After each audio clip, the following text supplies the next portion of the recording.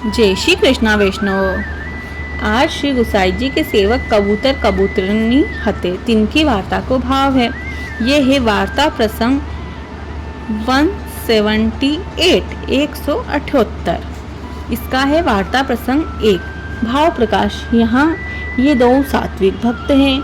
लीला में ये कबूतर कबूतरनी हैं।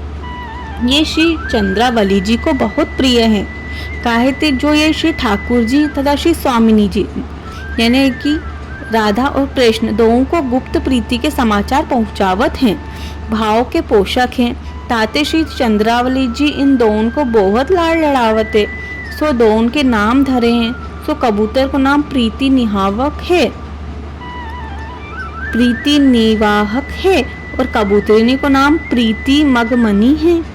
वे दो सुनंदाते प्रगटे हैं। ताते उनके भाव रूप हैं। वार्ता प्रसंग 1। एक समय श्री गुसाई जी आप गोकुल ते गुजरात जाते पधारते हते। सो वहाँ बीच में नदी आई। सो वो भरपूरी भई तो रात दिन न उतारी न दे। तब वहीं पे आपने डेरा डाल दियो। तब दूसरे दिन सवेरे रसोई भई और भोग आयो। तब श्री गुसाई जी आप भोग धरी के बिराजे। संध्या जब पाठ करते तब भीतरिया ने आए के कहे जो महाराज भोग सराओ, समय होयो है। तब आपने आज्ञा करी जो तुम ही सराओ। तब भीतरी ने कही जो महाराज ये कहाँ आज हम कैसे संवारे। तब आपने आज्ञा करी जो आज हमारे भोजन ना ही करनो है। तब भीतरी ने पूछी ऐसा क्यों। तब आपने आज्ञा करी जो आज कोई भी जीव शरणी नहीं आयो है। तो यहाँ भाव प्रकाश में बताया है कह कही यह जताए कि हमारा प्राकट्य देवी जीवन के उद्धारार्थ ही हुआ है। जो श्री वल्लभाचार्य जी और उनके वंशज हैं उनका प्राकट्य देवी जीवों के उद्धार के लिए ही हुआ है। ताते एक हूँ देवी जीव शरणी आवे तो हम भोजन करें, नातर वह दिन वृथा जाए। ताते हम भोजन ही नहीं किए। तब अधिकारी भंडारी सब बेटे हते। तिनने विनती करी जो महाराज यहाँ कौन है, कौन गांव है जो यहाँ कौन आवे गो शरणी। तब आपने आज्ञा करी जो यहाँ कोई पशु पक्षी नहीं है। तब खवास ने कही जो महाराज सो तो हाजिर है। तब श्री गुसाई जी ने कहो जो वाको ले आओ।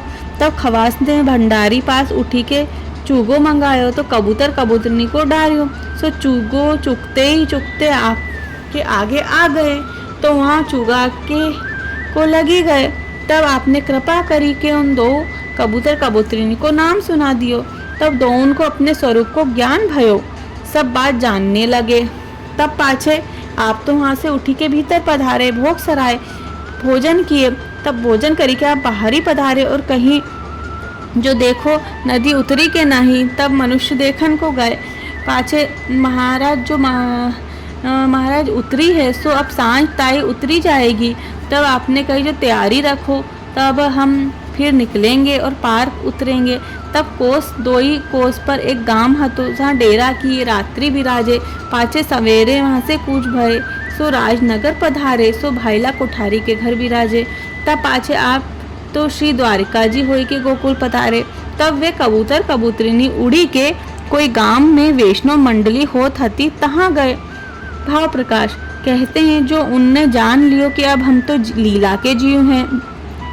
ताते वे कबूतर कबूतरनी भगवत लीला कीर्तन श्रवण किए बिना इतने दिन हमारे व्यथा गए हैं। वे ऐसे सोचते हैं पर अब तो भगवत गुणगान वादी सुनने को कछु सुख लें। ताते वैष्णवन की मंडली में गए हैं। तहाँ जाए वैष्णव मंडली में भगवत वार्ता होत हती। तहाँ ऊपर बैठी के सुनी। भगवत वार्ता कीर्तन किए सो सब सुनते।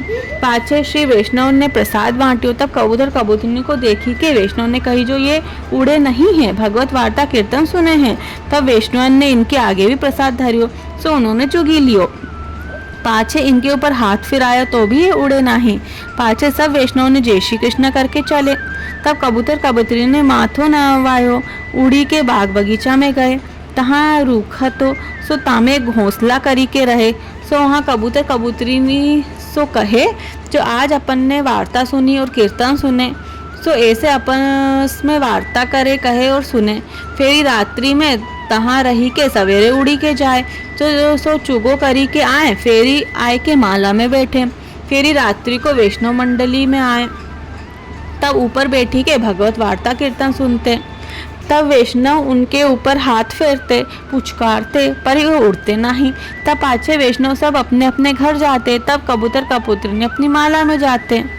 तो इस तरह से कबूतर कबूतरनी अपना दिन व्यतीत करने लगे और भगवत वार्ता सुनते सुनते अपना जीवन व्यतीत करने लगे। जय श्री कृष्णा वैष्णव। कल हम आपको वार्ता प्रसंग 2 सुनाएंगे। जिसने भी ये चैनल सब्सक्राइब नहीं किया हो, भगवत वार्ता सुनने के लिए चैनल को सब्सक्राइब कर लेवे। ऐसे ही प्रभु की और लीलाएं सुनने के लिए आप इस चैनल को सब्सक्राइब कर लेवे। जय श्री कृष्णा वैष्णवो। अगली वार्ता प्रसंग 2 में हम देखेंगे किस तरह से कबूतर कबूतरनी गोसाई जी की कृपा से पिंजरे में से छूट गए। इन्हें राजा ने पिंजरे में बंदी बना लिया था और मारने ही वाला था, पर गोसाई जी की कृपा से वे पिंजरे से छूट गए। ये आपको अगली कथा में पता चलेगा वैष्णवों। वो वार्ता प्रसंग 2 अवश्य सुनिएगा।